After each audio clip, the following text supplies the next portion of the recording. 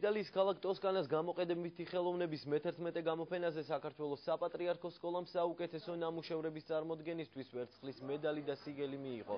გამოფენაზე აღნიშნული სკოლის სხვადასხვა ასაკის 46 მოსწავლისა და პედაგოგის ნამუშევარი იყო წარმოდგენილი. კერძოდ ხეზე კვეთის ნიმუშები, მინანქარი, ასევე თექისა და ბეწვეულის ნიმუშებიც. დიპლომები გადაეცათ გამოფენაში მონაწილე სკოლის პედაგოგებსაც. აღნიშნულ გამოფენაზე ქართულმა სკოლამ პირველად მიიღო მონაწილეობა.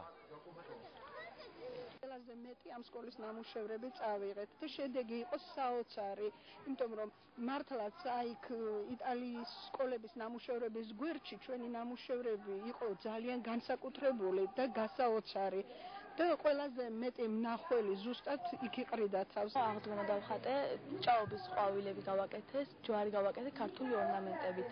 ძალიან გამიხარდა ჩემი ნამუშევრები წაიღეს იტალიაში, ძალიან დიდი ბედნიერება იყო და არ მოველოდი თუ ეს მოხდებოდა.